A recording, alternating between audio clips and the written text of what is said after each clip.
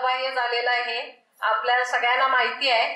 हे माझ्या सासऱ्यानं आलेलं एक पत्र आहे आणि त्या पत्रातनं खूप शिकण्यासारखं आहे. ते पत्र मी फक्त वाचते, आपण नंतर चर्चा करू माझं बोलणं झाल्यानंतर. प्रिय सुरेश भाई, सप्रेम नमस्कार. आज तुमचा फोन आला. माझी पत्नी सौ शांता दिनांक 23/5/2009 रोजी देवाघरी गेली. मला व आमच्या 4ही मुलींना तिच्या विरहाचे दुःख सोसावे लागत आहे. इथपर्यंत ठीक आहे, रेग्युलर पत्र आहे. नियती पुढे नाईलाज असतो. तिचे वय 77 होते. आमचा जो म्हणजे विवाह आहे एकमेकांच्या सहवासाचा, त्याला 1957 साली तो विवाह झाला. यदुनाथ थत्तेजींनी साध्या नोंदणी विवाहाचा आदर्श आम्हा पुढे ठेवला. त्यानुसार काही कॉम्रेड भालेराव साने गुरुजींचे विद्यार्थी व साथी वसंत रत्नपारखी यांच्या साक्षीने आम्ही साध्या पद्धतीने विवाह केला. 51 वर्ष आम्ही संसार केला. भांडलो ते प्रेमापोटीच. 4ही मुलींना पुरोगामी संस्कार दिले, सुशिक्षित केले. स्वतःच्या पायावर उभे राहून त्या स्वाभिमानाने जगत आहेत. निवृत्तीनंतर गेली 20 वर्ष आम्ही मुलींकरिता व नातवंडांकरिताच मुख्यतः जगलो.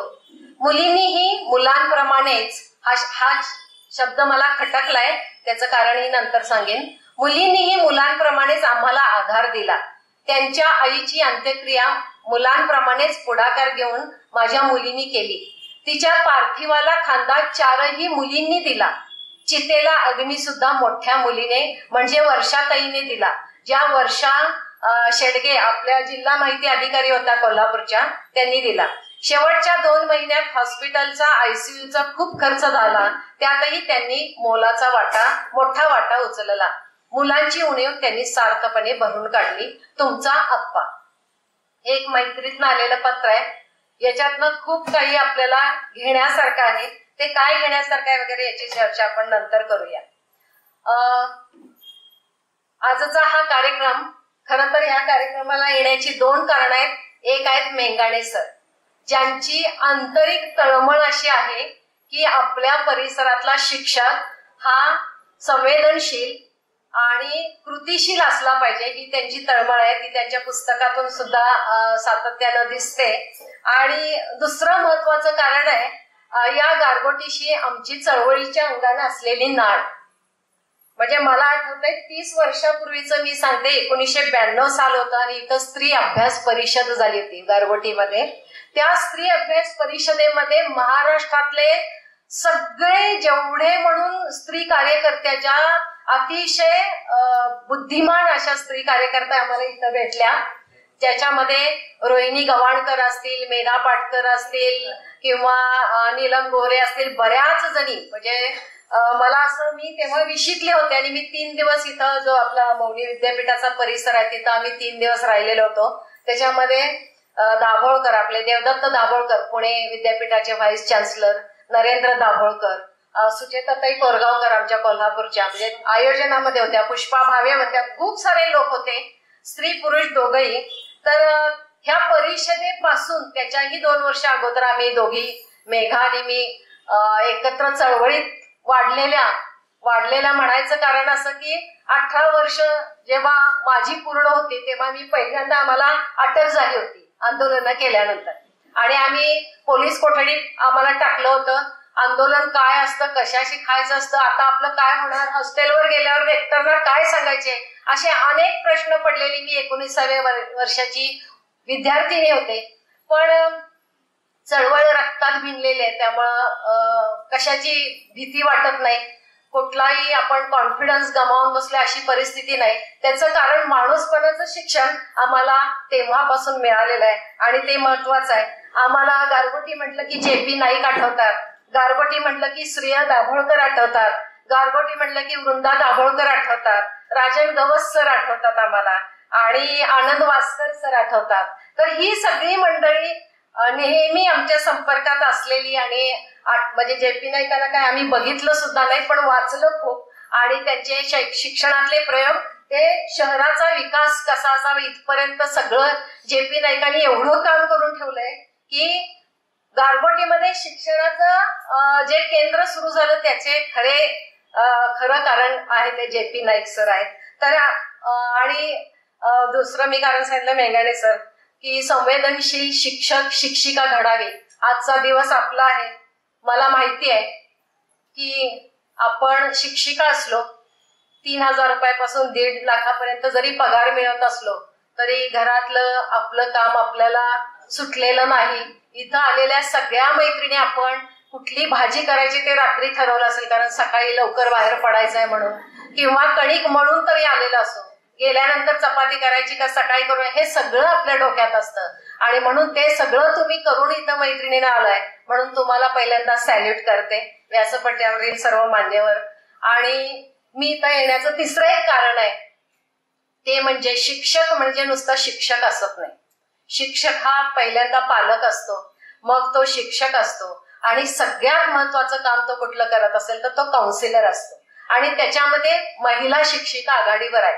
कारण मी पण एका शिक्षण संस्थेची संचालक आहे, नावाला काय असे ना, मी काम फार करत नाही.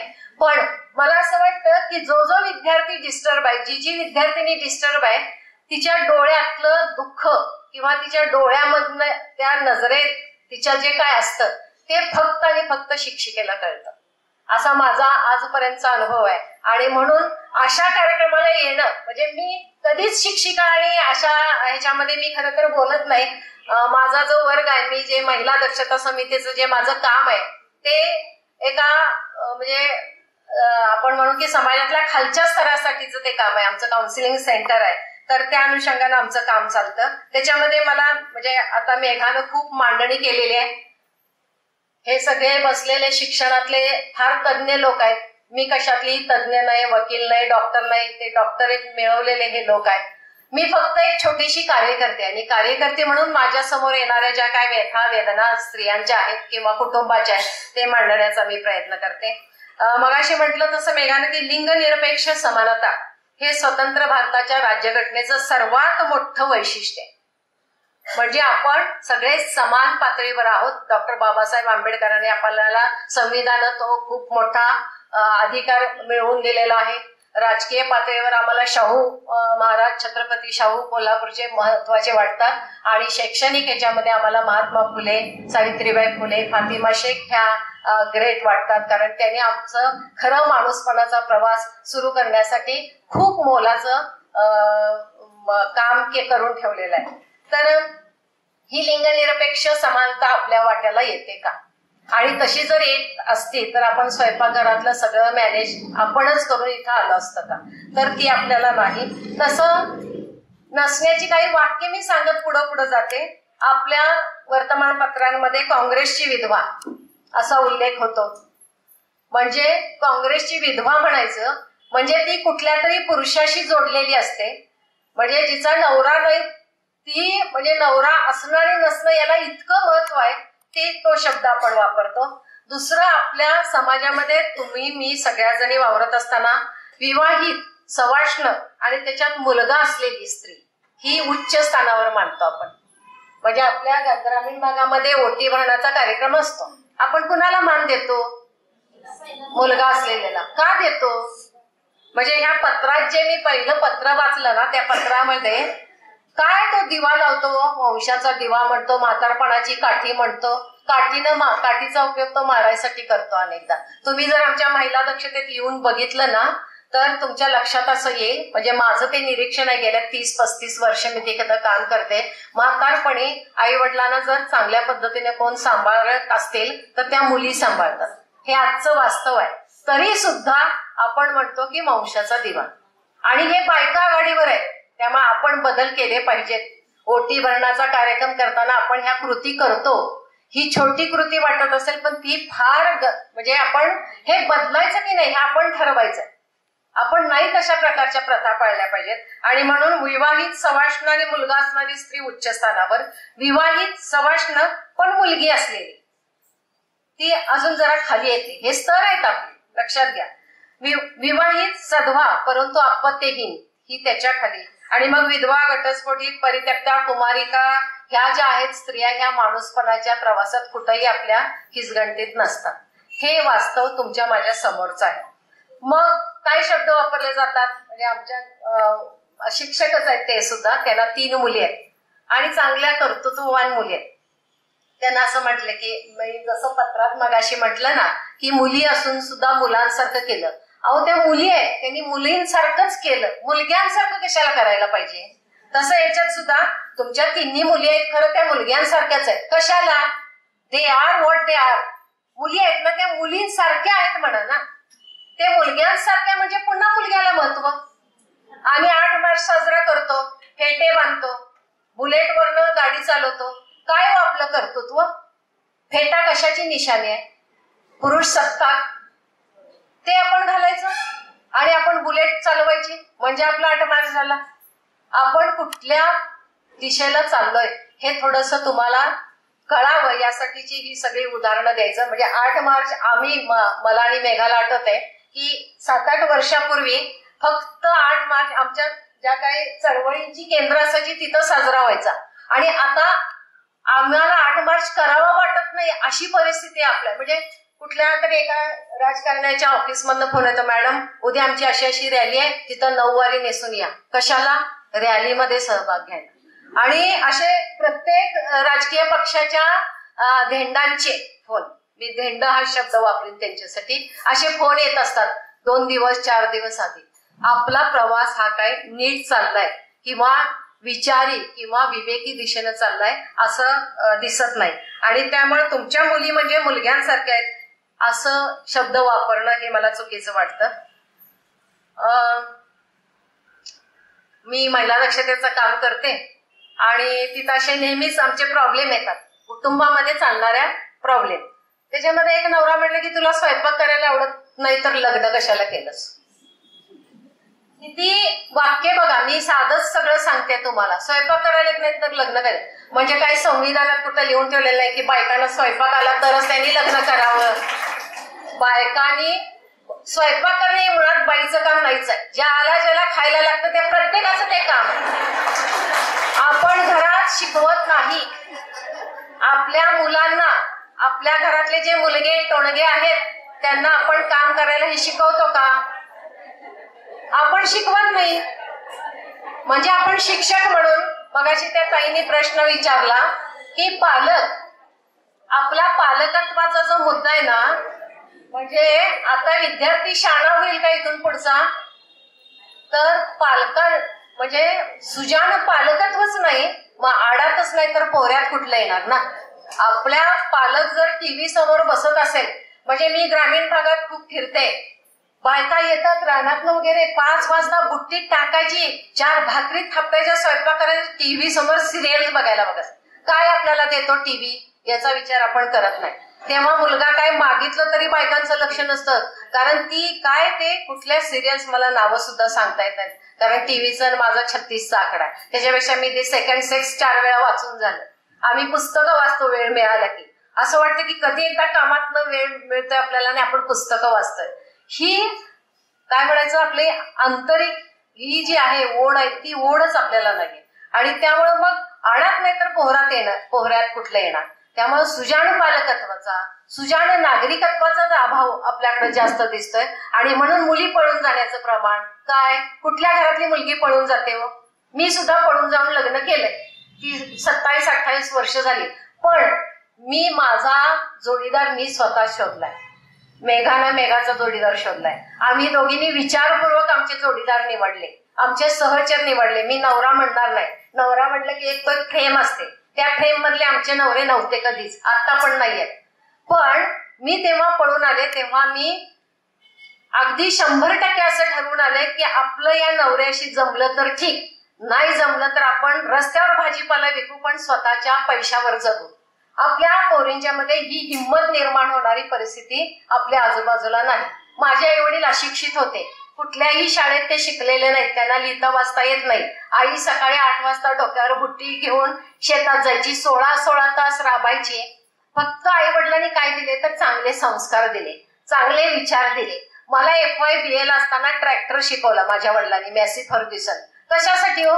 मला वाटलं काय अण्णा कशाला ट्रॅक्टर वगैरे काय आम्ही चालवायच्या गोष्टी आहेत का. तेव्हा त्याचं महत्व कळलं नाही.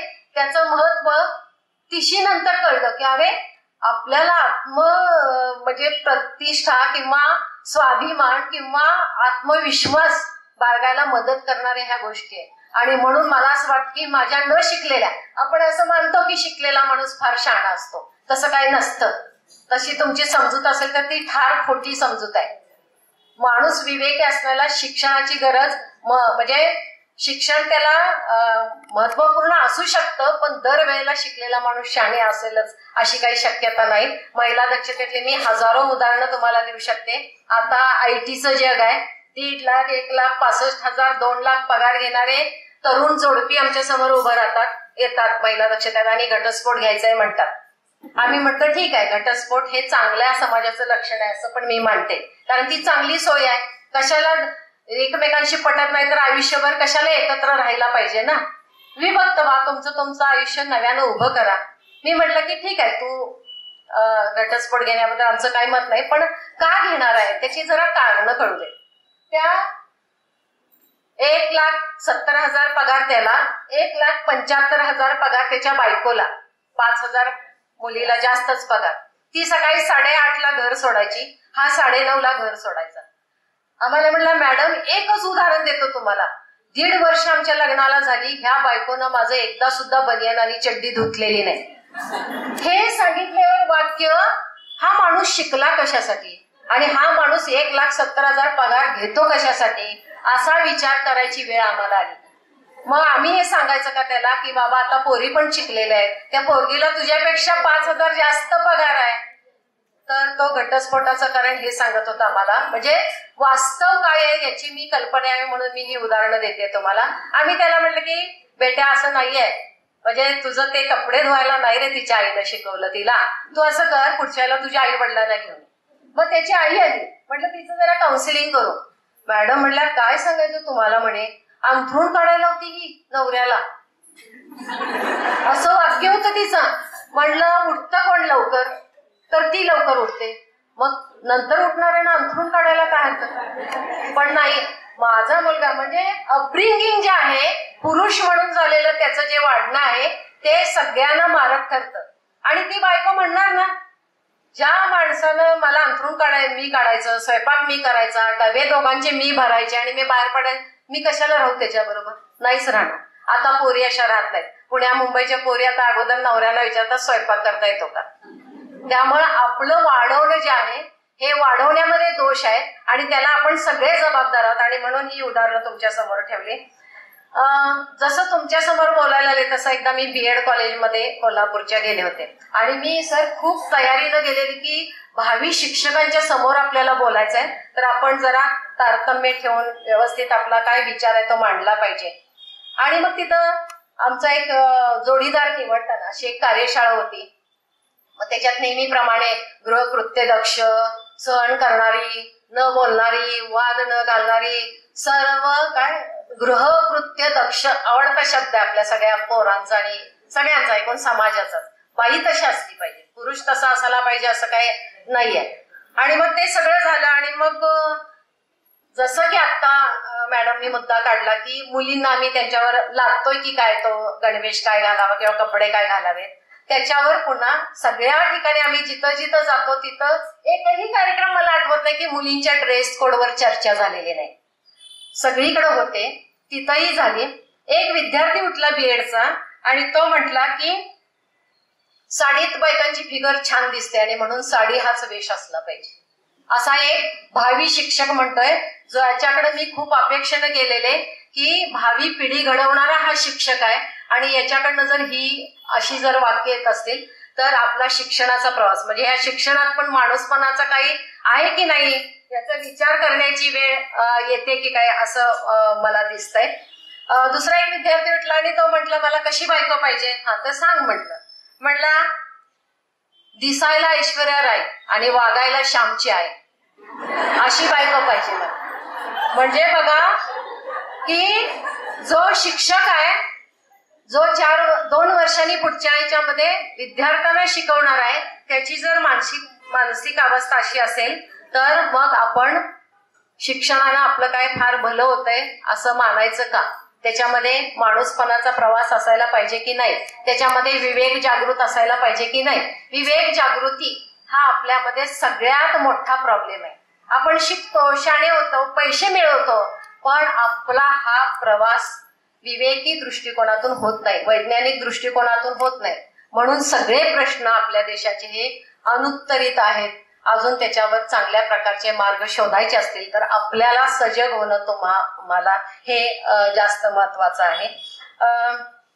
मी आणखीन एक उदाहरण देते आणि पुढे जाते, कारण मी कार्यकर्ते त्यामुळं कुठली तात्विक मांडणी करायची मला काही सवय नाहीये. ह्या उदाहरणातूनच आपण काय ते समजून घ्यावं. MBA झाली, मुली शिकल्या, शाण्या झाल्या आणि त्यांच्या पायावर उभा राहिल्या. एका उच्च कुलीन मराठा घरामधली ही मुलगी आहे, MBA झालेली आहे आणि तसाच इंडस्ट्रियलिस्ट नवरा तिच्यासाठी बघितला आणि मग घरामध्ये ही उच्च शिक्षित मुलगी आली. मग काय होतं, आपण बोलायचं नाही, मग उद्धट म्हणतात मुलगी लगेच. आणि उद्धट मुलगी चालत नाही आपल्या समाजाला. ती का म्हणून प्रश्न विचारायला चालत नाही. मेघाताईने मग असं सांगितलं. तर ह्या दोघांचे खटके उडायला आले, कारण ती MBA होऊन 2-3 वर्ष नोकरी करून आलेली मुलगी होती. ह्यांनी घरातून तिला रात्री बाहेर घालवली, सासू सासरे आणि नवरा. आणि ती नवऱ्या आई वडिलांच्या घरी गेली. दुसऱ्या दिवशी हा महाशय नवऱ्यानं फोन केला की तुम्ही म्हणे घरी मुलीला ठेवूनच कसं घेतलं, तुमची मुलीची बाजू आहे आणि तुम्हाला असं वाटलं नाही की ताबडतोब सासरीला नेऊन सोडायला पाहिजे, तुमचा कमीपणा नाही का तुम्हाला वाटला, त्रास देणार घे. आणि कमीपणा घ्यायचा मुलीच्या आई वडिलांनी. हे सगळं वास्तव म्हणजे काय म्हणूया आपण की शिक्षणानं म्हणजे आपल्याला असं वाटतं की थोडा तरी माणसाने विचार करावा. त्यानं त्या इंडस्ट्रीमध्ये आपल्या स्वतःच्या MBA झालेली बायको काम करायला येते म्हणून इच्छा प्रदर्शित केल्यावर हे सगळं रामायण झालं. आणि नंतर ती मुलगी म्हणजे शिक्षणानं काय दिलं तर ती मुलगी म्हणली मी एक क्षण सुद्धा ह्या पुरुषाबरोबर राहणार नाही. आणि ती चांगलीच गोष्ट होती. ह्यांना सुधरवत बसण्यापेक्षा आणि स्वतःचं आयुष्य वाया घालवण्यापेक्षा आता ह्या मुली ठामपणे सांगायला लागलेल्या आहेत की मला जायचंय तुझ्या बरोबरीनं मला जायचंय, येत असलास तर ठीक, नाहीतर तुला मागं ठेवून मी चालले पुढं. अशा प्रकारचा प्रवास करणं आता गरजेचं आहे. आम्ही असं म्हणतो मुली ब्लड प्रेशर स्वतःचं वाढवून घेतात. आम्ही म्हणतो स्वतःचं नाही वाढवायचं, दुसऱ्याचं ब्लड प्रेशर वाढवायचं, आपलं स्वतःचं नाही वाढवायचं. हा एकमेवच मार्ग आहे याच्यावर. आणि मग तुम्हाला उद्धट म्हणतील, आगाऊ म्हणतील, शहाणी म्हणतील, म्हणू दे. आपल्यासाठी जे चांगलं आहे ना ते आपण करत राहायचं. आम्ही इतकं आम्हाला ना मनोबल वाढवण्यासाठीचं काम महिला दक्षतेमध्ये करावं लागतं. म्हणजे अगदी बलात्काराच्या केस पासून म्हणजे आमच्याकडे इथल्याच भागातले गारगोटी आणि परिसरातलंच उदाहरण सांगते. 16 वर्ष ती बाई भावाच्या घरी राहत होती आणि आमच्याकडे आली. म्हटलं आजी आत्ता कुठं आलाय, म्हटलं 16 वर्षांनी पोरा बाळांची लग्न झाली, नातवंड आली, काय नाही बघा मला माझ्या हक्काचं काहीतरी मिळवून द्या. म्हणजे आम्ही सर अशा तडजोडी केले, 2 पोती भात आणि 2 लुगडी नवऱ्यानं तिला दरवर्षी द्यायच्या. महिला दक्षतेत आणून देतात आणि इमानी एतबारे प्रामाणिकपणे. म्हटलं इतकी वर्ष तुमची बायको राहिली, दुसरं लग्न केलं, त्यांची मुलं बाळ झाली, सगळं झालं, पण आजीला आज पण 2 लुगडी आणि 2 भाताची पोतं महिला दक्षतेने मिळवून दिलेली आहेत. इथपासून ते 60 लाख रुपये पोटगी एका महिलेला, सोनाराचा मोठा व्यापार असलेला. आणि त्या सासऱ्यांना म्हटलं देणार असला तर एवढे पैसे द्यायचे, नाहीतर एक दुकान तिच्या नावावर करायचं. आता सोन्याचं दुकान कोण बाईच्या नावावर करणार, त्याच्यापेक्षा 60 लाख उचलून दिले आणि प्रश्न मिटवला. तर हे सगळं काम आम्ही महिला दक्षतेमध्ये करत असतो. सरांनी मगाशी जे पुस्तक दाखवलं त्याच्यामधली वाक्य म्हणजे सरांनी जे तुम्हाला सांगितलं ना ग्रहपाठ म्हणून आपण तो आम्ही करतच असतो, आम्ही केलेला आहे. त्याच्यात बघा घराचं अस्तित्व, घराचं सातत्य, घराचं घरपण, अर्थपूर्णता आणि घरातील कोंडी सोडविण्याची जबाबदारी हे सर्वच अर्धांगी या शब्दाने गौरविलेल्या बायकोवर असते की नाही बघा. हे सगळी वाक्य तिची वाक्य आहेत. कुणाची, सेमोंद बहुवरची वाक्य ती. पण तरीही ते घर तिचं नसतं, तसंच बाहेरचं जगही तिचं नसतं. इतरांनी कुणीतरी घालून दिलेल्या चौकटीत तिनं चुपचाप जगणं गृहीत धरलं जातं. मग 12 ते 16 वर्षाच्या मुलींची लग्न होतात. वयाच्या 20-22 वर्षांपर्यंत 2-3 पोरं पदरात त्यांच्या पडतात आणि मग मुलाचं पोट त्या भरू लागतात. आणि मग नांदतं घर, धडधाकट नवरा आणि गुटगुटीत बाळ असं स्वप्न डोळ्यांसमोर ठेवून त्या जगत राहतात. हे तुमच्या माझ्या समोर ज्या आजूबाजूला ज्या बायका त्यांचं हेच सगळं असतं. बोलायचं नाही, कुठं काय सांगायचं नाही. त्याच्यामध्ये घराण्याची आबरू जाते, समाजाची आबरू जाते, जग काय म्हणेल, पोराबाळांचा विचार, पोलीस स्टेशनमध्ये कसं जायचं, ह्या सगळ्यामुळं घरामध्ये हिंसाचाराचं प्रमाण जे आहे आपल्या देशामध्ये ते प्रचंड प्रमाणात आहे. फक्त त्याच्यावर बोलतात कोण? धुण्या भांड्याची काम करणारी जी बाई आहे ना ती स्पष्टपणे बोलते. ते म्हणतात मॅडम तो मला टाकायला नाही, मीच त्याला टाकते म्हणतात. कारण त्यांना कुणाची तमा बाळगायची गरज नसते. आपल्याला हे सगळं दडपण प्रचंड असतं आणि त्यामुळे घुसमट किंवा हिंसाचार सहन करत बायका आपल्या देशातल्या जगतात. स्त्री भ्रूण हत्या, बालविवाह, कौटुंबिक पातळीवरील अन्याय अत्याचार, कामाच्या ठिकाणी होणारा लैंगिक छळ. तुम्ही बाहेर पडता, 8 तास 8-10 तास बाहेर काम करता, तुम्हाला लक्षात येते की ही पुरुषांची नजर किती त्रासदायक असते. म्हणजे बसमधून जाणारे, म्हणजे आमच्या लीलाताई पाटील ज्या बालशिक्षणात त्यांनी खूप काम केलं, त्यांनी आमचं एकदा शिबिर घेतलं होतं आणि अशाच बायका बसलेल्या 150-200 बायका होत्या. त्या म्हटल्या इथं तरुण वयापासून ते आतापर्यंतच्या वयापर्यंत तुम्हाला पुरुषांनी बसमध्ये धक्का दिला नाही, चिमटा काढला नाही, तुम्हाला तुमच्याकडनं डोळा मारला नाही इथपासून अशी एक तरी बाई आहे का हो? एकाही बाईचा हात वर नव्हता, लक्षात घ्या. त्यामुळं डोळा मारणं, वाईट नजरेनं बघणं इथपासून ते बलात्कारापर्यंत सगळे अन्याय अत्याचार बाईवर होत असतात आणि आपल्या देशामध्ये हे प्रमाण जास्त आहे. अफगाणिस्तान हा असुरक्षित स्त्रियांचा पहिला देश आहे आणि भारत हा 4 नंबरवर देश आहे. त्यामुळे असुरक्षिततेच्या वातावरणात आपण राहतोय ही खरी परिस्थिती आहे. पण याच्यामध्ये पुरुषांची सोच बदलणं हा एक महत्वाचा भाग आहे, जसं की मेघाणे सरांनी मगाशी सांगितलं. त्याचबरोबर आपण रूढी, परंपरा, अंधश्रद्धा या जाचात अडकलेल्या आपण स्त्रिया आहोत. बाळणपणातील मृत्यू आहेत आपल्याकडे. स्त्री आरोग्य, जात, धर्म, वंश, वर्ण यामुळे होणारे जे काही अन्याय अत्याचार आहेत, जातीची उतरंड आहे.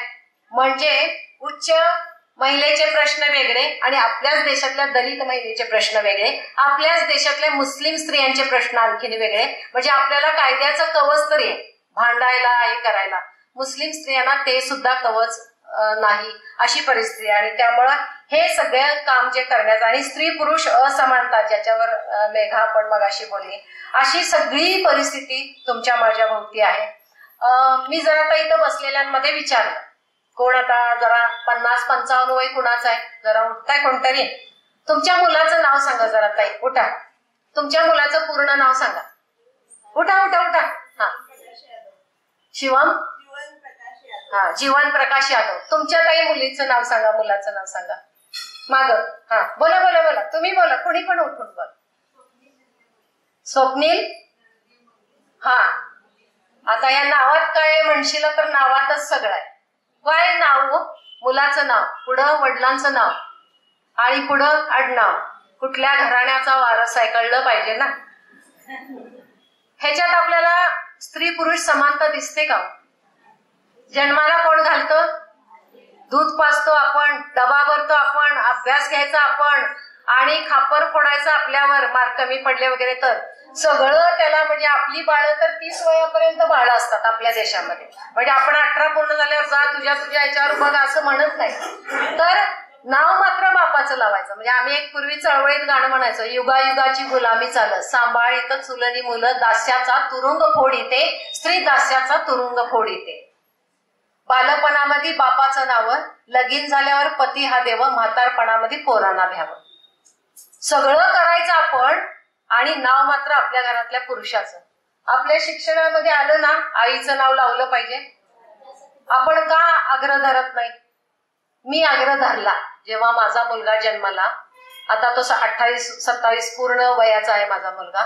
सनीत तनुजा निहाल मी लावलं नाव. कारण काय, आम्हाला पानसरे शिपूरकर यांनी काय शिकवलं माहितीये का? आम्हाला लिहिते कार्यकर्ते, बोलते कार्यकर्ते याच्यापेक्षा करते कार्यकर्ते असावे. ते फार समाज पुढे नेणारे असतात आणि म्हणून करते कार्यकर्ते आम्ही झालो. आम्हाला वाटलं की नाही, असं नाव असलंच नाही पाहिजे. मग मी माझ्या मुलाचं नाव लावलं सनीत तनुजा निहाल.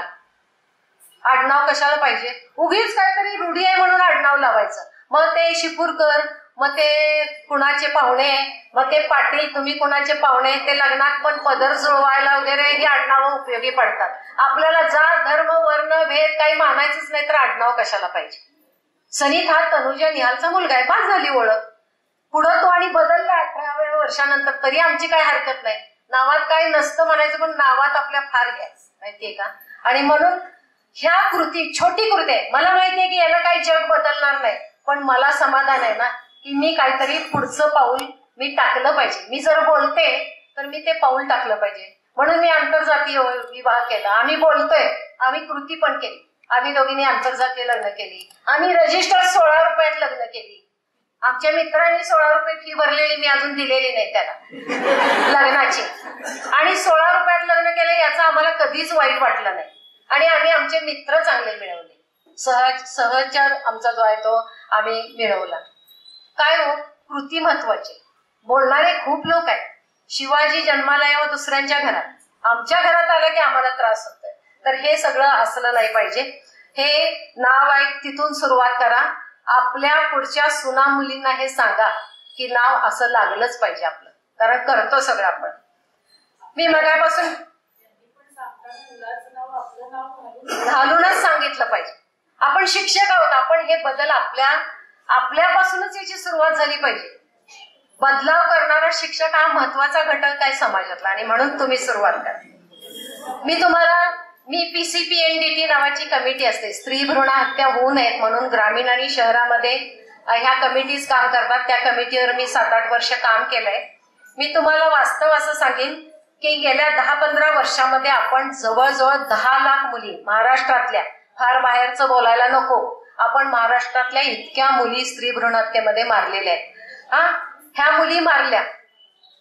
कुणी मारल्या हो? सुरुवातीला तंत्रज्ञान आलं. आपल्याकडे कुठलंही तंत्रज्ञान आलं की त्याचे फायदे करून घेण्यापेक्षा समाज रसातळाला काय असा जाईल यासाठीचं काम जास्त करतो. कम्प्युटर आले, आपण भराभर कुंडल्या काढायला लागलो त्याच्यावर. सोनोग्राफी मशीन आलं, आपण मुलगा का मुलगी तपास. सोनोग्राफी मशीन कशाला आलं? मुलगा किंवा मुलगी जे पोटामध्ये बाळ आहे ते नीट पद्धतीनं त्याची वाढ होते का हे बघायसाठी आलं. आम्ही त्याचा उपयोग मुली तपासण्यासाठी केला, आणि मुलगी असेल तर ती मारून टाकण्यासाठी केला. आणि म्हणून मी नेहमी म्हणते की, म्हणजे नेहमी बघितलंय मी PCPNDT वर असताना, सर उदाहरण म्हणून सांगते, रात्री 10:30ला आम्ही हॉस्पिटलवर धाडी घालायला सुरुवात केल्या. रात्री 10:30ला आम्हाला माहिती होतं बायका कधी ऍडमिट होतात आणि कधी घरी जातात. 10:30ला आम्ही धाडी घालायला सुरुवात केलं. सकाळी 11 वाजता आम्ही आमच्या घरी पोहोचलो होतो. ज्या डब्यातनं त्या बाईला गर्भपात केलेल्या बाईला वरण भात आणलेलं होतं, त्याच वरण भाताच्या डब्यात मुलीचा गर्भ विल्हेवाट लावण्यासाठी भरून दिलेला होता. हे कोल्हापुरातलं मी उदाहरण सांगते तुम्हाला. माझी मैत्रीण आणि मेघाची कॉमन मैत्रीण आहे ज्योती भालकर, ती ग्रामीण भागाच्या या कमिटीवर काम करत होती. आणि याच भागामध्ये असं एक प्रकरण घडलेलं होतं की सोनोग्राफी मशीन हॉस्पिटल चकाचक आहे, तिथं नव्हतंच. मागच्या शेणी भरून ठेवलेल्या एका त्यांच्या नोकराच्या याच्यामध्ये ते सोनोग्राफी मशीन होतं, आणि बाईला मागच्या दरवाजानं तिथं नेऊन तिची सोनोग्राफी केली जायची. त्यामुळं स्त्री भ्रूण हत्या हे तंत्रज्ञान आपल्या हाताशी आल्या पहिल्यांदा डॉक्टरने आपल्या घरातल्या मुली मारल्या, कारण पहिल्यांदा त्यांच्याकडे सोनोग्राफी, मग शिक्षकांनी मारल्या. लक्षात घ्या. आणि मी हे अभ्यासपूर्वक मी सांगते. कोण शाणी माणसं आहेत नाही, डॉक्टर मंडळी शाणी शिकलेली, मग विवेक जागृत आहे का आपला? नाही. त्यांनी मुली मारल्या, मग शिक्षकांनी मारल्या. शिकलेल्या लोकांपासून याची सुरुवात झाली, आणि मग ग्रामीण भागात सगळीकडे याचं लोण पसरलं. मी तुम्हाला सांगते, ज्या दवाखान्यात आम्ही धाडी घातल्या होत्या 5 बायका ऍडमिट होत्या मुलींचे गर्भ काढून टाकण्यासाठी. त्यांच्याकडनं 50-50 हजार रुपये घेतलेले होते. म्हणजे डॉक्टर एका रात्रीमध्ये 2 ते 2.5 लाख रुपये मिळवत होता. म्हणजे दिवसभर प्रॅक्टिस करायची गरज आहे का? रोज 2-2.5 लाख रुपये दवाखान्यात बसून पैसे मिळतात, करायचं काही नाहीये. बायका संध्याकाळी 7ला ऍडमिट होतात, सकाळी 7ला गर्भपात करून घरी जातात. आणि म्हणून एका केसमध्ये तर असं झालेले, शिक्षिका होती बाई, म्हटलं हा गर्भ कुठं काय केलंस या गर्भाचं? तर साताऱ्यामध्ये तिचं माहेर होतं. ज्या अंगणामध्ये नातीने खेळायचं त्या अंगणामध्ये आजीनं गर्भ पुरलेला होता. पोलिसांनी 1.5 महिन्यानंतर तो गर्भ पुरलेला काढला आणि पोलिसांनी तो इकडे आणला. हे वास्तव आहे तुमच्या माझ्या समोरचं. याच्यामध्ये मुंबई, पुणे, सातारा, सांगली, नाशिक हे जिल्हे मुली मारण्यामध्ये आघाडीवर आहेत. आणि जिथं जिथं access to money, access to education आणि ऍक्सेस टू टेक्नॉलॉजी जिथं जिथं आहे तिथं तिथं मुली मारतायत. आपल्याला उसाचा पैसा आहे, आपल्याला माज आहे. आपल्याकडे दुधाचा पैसा, आपल्याला माज आहे. आणि या माजातून आपण मुली मारतोय. आपला प्रवास कुठल्या दिशेला आहे ह्याचा विचार आपण केलेला बरा. आणि म्हणून काही ही उदाहरणं दिली. पुन्हा मी सीमांत भाऊकडे येईन की स्त्रीची मानसिक जडणघडण, तिच्यावरील कौटुंबिक धार्मिक संस्कार, बालपणापासून तिच्यात निर्माण केली जाणारी परावलंबित्वाची असहाय्यतेची भावना, तिच्या शारीरिक सौंदर्याला दिले जाणारे महत्व आणि शारीरिक क्षमतांकडे केले जाणारे दुर्लक्ष, तिच्या बौद्धिक विकासाचा उपहास करून तिच्या लैंगिक ध्येयधर्मात केलेली स्थानबद्धता, याच्या जाचातच तुम्ही मी अजूनही आहोत. आणि हा जाच आपल्याला जर नाहीसा करायचा असेल तर आपल्याला स्वतःलाच पावलं उचलावी लागणार. याच्यासाठी दुसरं कुणीही आपल्या मदतीला येईल तर तसं होणार नाही. सगळे संघर्ष बाईला स्वतःचे अधिकार मिळवण्यासाठी स्वतःला करायला लागलेले आहेत. एकमेव हक्क आपला मतदानाचा आपल्याला न भांडता मिळालेले आहे. बाकी सगळ्या हक्कांसाठी स्त्री चळवळी आपल्या देशातल्या महिलांनी भांडण केलेलं आहे. त्यामुळं आपलं भांडण सतत चालू ठेवल्याशिवाय आपला कुठलाही हक्क आपल्याला मिळत नाही. आपल्याला माणूसपणाचा प्रवास करायचा असेल तर पुरुषपणाच्या वरचढ चौकटीत बांधले गेलेले पुरुष आणि बाईपणाच्या पडखाऊ, दुबळ्या, निसत्व संस्कारात घडविल्या गेलेल्या बाया यापैकी कुणीच माणुसकीचं आयुष्य जगू शकत नाही. पुन्हा सीमांत भावावरच आहे. आणि मला अगदी शेवटी असं वाटतं की लैंगिक शिक्षण, सुजाण नागरिकत्व, वर्क कल्चर, काम करण्याची संस्कृती आणि आता म्हणजे ह्या सगळ्याची वाणवा आहे तुमच्या माझ्या समोर. आणि त्यामध्येच की सध्या उघडपणे बोलल्या जाणारा आणखीन एक ग्रुप म्हणजे LGBTQI, म्हणजे हे जे ट्रान्सजेंडर, हिजडा ही जी कम्युनिटी आहे, स्वतःच्या हक्कांबद्दल माणूसपणाचा प्रवास करण्यासाठी धडपडणारे हे सगळे लोक आहेत. ही सगळी माणसं आहेत आणि ही संविधानाच्या लेवलवर सगळी समान आहेत. या सगळ्या माणसांकडं म्हणजे दिशा पिंकी शेखला आम्ही आरोग्य परिषद विद्यापीठात झाली, आम्ही एकत्रच तेव्हा होतो, सगळेजण काम केलं त्याच्यासाठी. तिथं दिशा पिंकी शेख नावाची एक कवयित्री हिजडा आली होती आणि तिच्या कविता ऐकल्यावर आम्हाला असं वाटलं की लाज वाटायला लागली की आपण आपल्या समाजाचा हा भाग आहे पण आपण मात्र किती हिडीस किंवा घाणेरडा आहे, तुच्छतेने बघतो या लोकांच्याकडे, याची जाणीव झाली. आणि असं वाटायला लागले की अरे फार आपण म्हणजे दुर्लक्ष केलं या लोकांच्याकडे.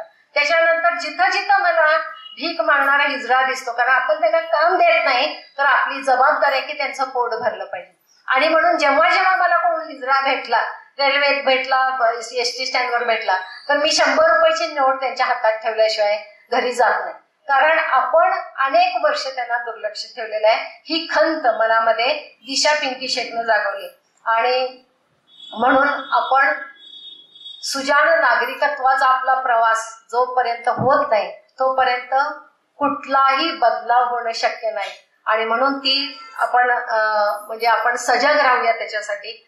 मी मगाशी म्हटलं तसं की 45 ते 50% महिला आपल्या देशातल्या घरामध्ये असुरक्षित आहेत. आपण काय करतो, मुलीचं लग्न करायचं, डोक्यावरलं खांद्यावर करायचं, एक तिला घर मिळवून द्यायचं, ते घर तिचं कधीच नसतं. आणि अशा घरांमध्ये 45 ते 50% महिला अजून आपल्या देशामध्ये असुरक्षित आहेत. आमच्याकडे येणाऱ्या केसेसमध्ये आम्ही म्हणतो काय नवरा चांगला आहे, राहा त्याच्या बरोबर. नाही म्हणतात, नवरा चांगला आहे, धीर चांगला नाही. कारण घरातच दिलेला जो त्रास असतो, म्हणजे बलात्कारापर्यंतच्या ह्या घटना असतात पण तिनं घरात बोलायचं नसतं. अशा कित्येक घटना आहेत. आणि म्हणून अशा असुरक्षित वातावरणामध्ये आहेत. जगात 70% स्त्रिया गरीब आहेत, त्यांचा संपत्तीवर अधिकार नाही, कारखान्याच्या जमिनीच्या त्या मालक नाहीत, समान वेतन नाही, उत्पादन साधनांवर त्यांची मालकी नाही, आणि 50 कोटी शिक्षण घेत असतील तर त्यातल्या 10 कोटी गळण्याचं प्रमाण आहे, त्याच्यातला 7.5 कोटी मुली असतात. हे आजचं वास्तव आहे. शिक्षणाचं खाजगीकरण, मगाशी मेघा म्हटली तसं की मुलीला फी भरायची का मुलग्याला, अशा वेळेला मुलग्याला फी भरून शिकवलं जातं आणि मुलीला सांगतात कुठंतरी आर्ट्सला कॉमर्सला ऍडमिशन घे म्हणून. अशी परिस्थिती आहे. सैन्य, जाहिराती, दारू, सिगारेट याच्यावर अनेक कोटी आपल्या देशांमध्ये खर्च होतात. जाहिरातींमध्ये बाई वापरली जाते, तुम्ही मला आता सांगितलं. पण आरोग्य, स्त्री शिक्षण, पाणी यावर मात्र कमी खर्च होताना दिसतो. देशातील स्त्रीचा आणि मुलांचा विचार होत नाही तोपर्यंत कुठलाही देश हा 21व्या शतकाची महान स्वप्न बघू शकत नाही. आणि ती स्वप्न बघायची असतील तर आपल्याला स्वतःला हालचाल करावी लागणार. 90% स्त्रिया आपल्या देशातल्या ह्या असंघटित क्षेत्रामध्ये काम करतात. मोलमजुरी करतात, धुण्या भांड्याची कामं करतात, कारखान्यांमध्ये कामं करतात. ह्या असंघटित आहेत. या सगळ्या स्त्रियांचे प्रश्न तर आणखीन भयानक आहेत. आणि 85% कृषी क्षेत्रामध्ये आपल्या देशातल्या महिला काम करतात. पण म्हणजे मी लहानपणी मला आठवत आहे, आमची आई धारा काढायची, वैरण काढायची, शेणघाण करायचं, सगळं आवरून शेणी पाटीमध्ये भरून ती एवढी मोठी पाटी घेऊन घरी यायचं. आणि डेअरीमध्ये गेलं बिल मागायला की नेलं की वाढवतात त्यांनी म्हणायचे. असं वाटायचं मला तेव्हा, आई काम करते आणि अण्णा का बिल आणतात. अर्थात माझे वडील त्या पटरीतले कधीच नव्हते, कारण त्यांना ते पैसे पुन्हा शेतात घालणं हे घालणं असायचं. पण तरी मला वाटायचं की आई का नाही.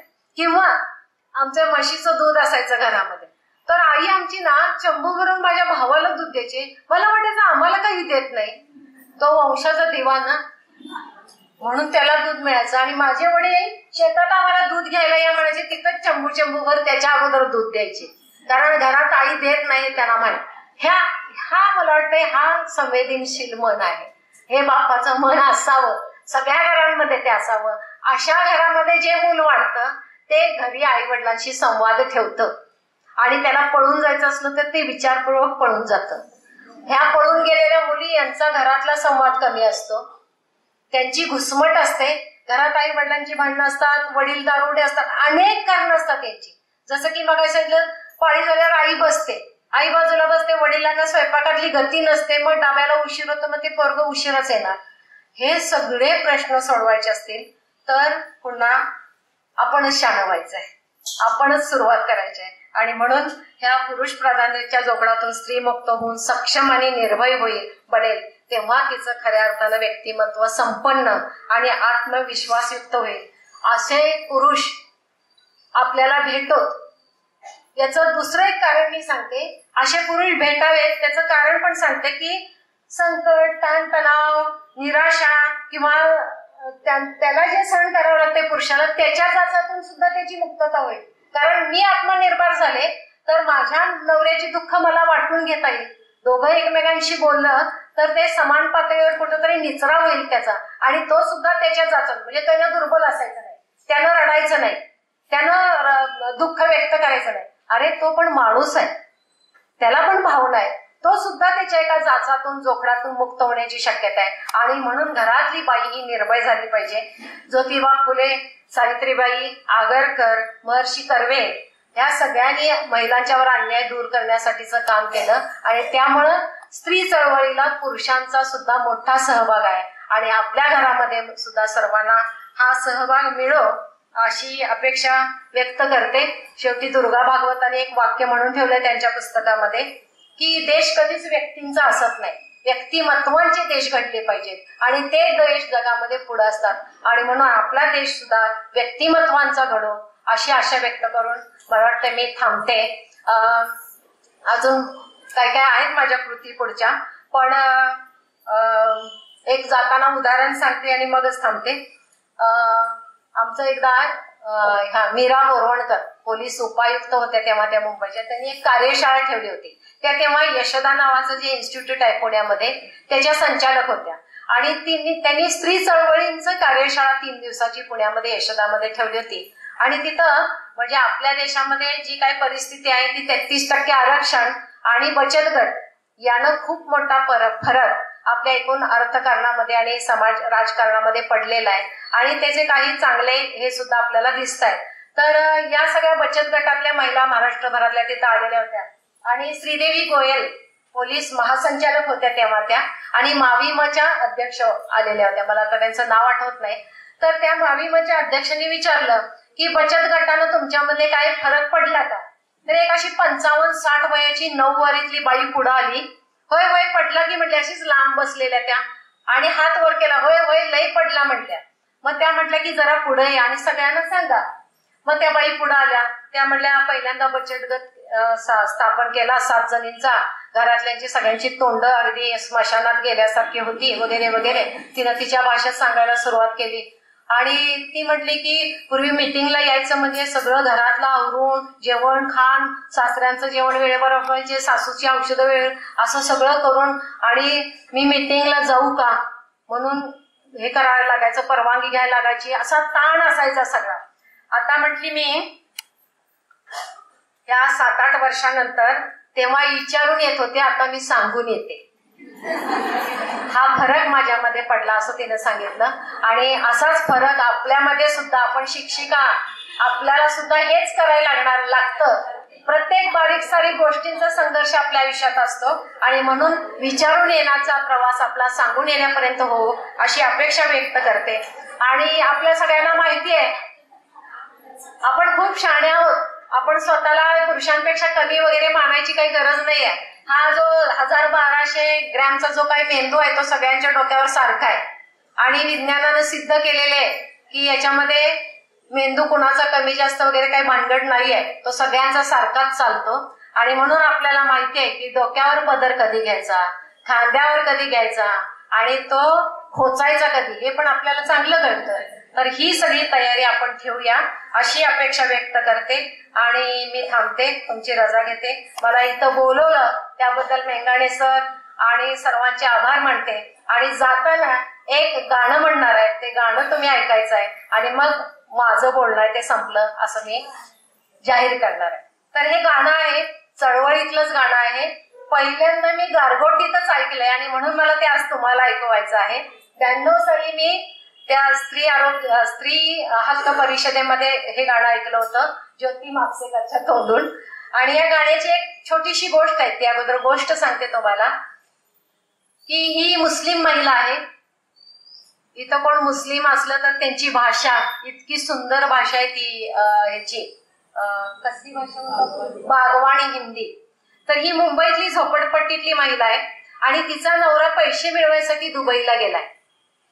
दुबईला तुम्हाला माहिती आहे कामगार म्हणून खूप बांधकाम आणि ड्रायव्हर या सगळ्यासाठी जातात, तसा तो गेलेला आहे.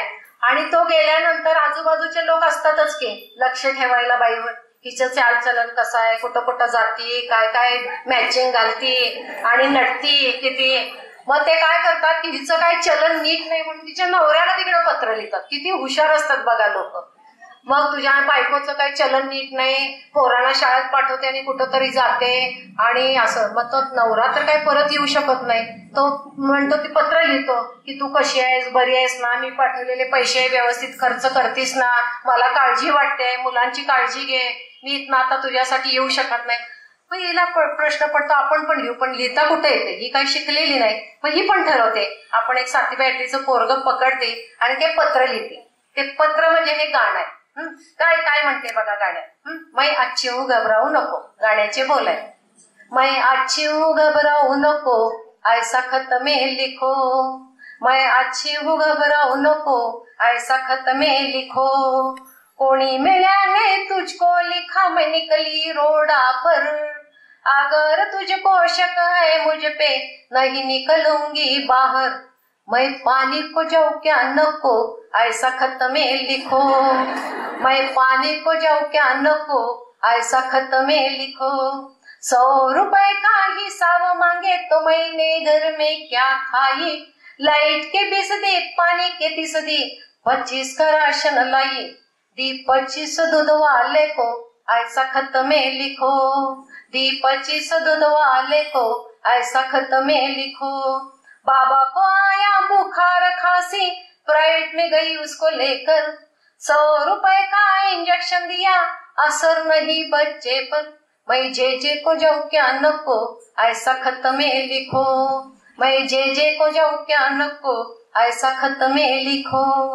आवाज निस्वा है महिला मंडल, जाती मैं उस मीटिंग को। तेरी बहन को शौहर जब पिटता, जाती सब धमकाने को। उसको मदद मैं करूं क्या नको, ऐसा खत में लिखो। उसको मदद मैं करूं क्या नको, ऐसा खत में लिखो।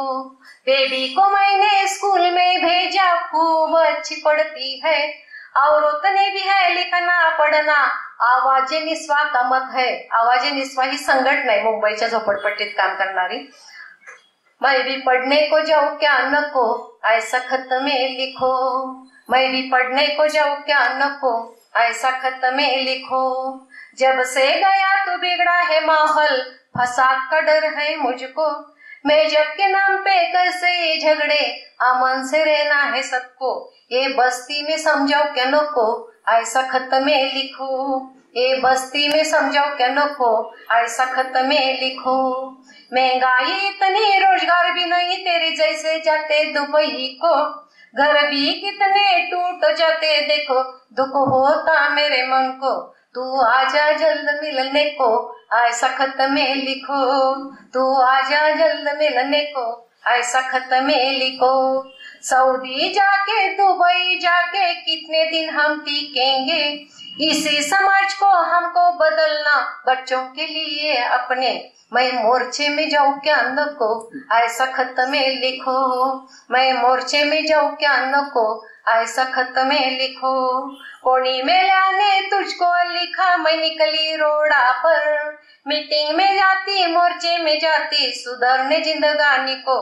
तू भी आजा जल्द मिलने को, ऐसा खत में लिखो। तू आजा साथ देने को, ऐसा खत में लिखो। मैं अच्छी हूँ घबराओ नको, ऐसा खत में लिखो। मैं अच्छी हूँ घबराओ नको, ऐसा खत में लिखो। धन्यवाद।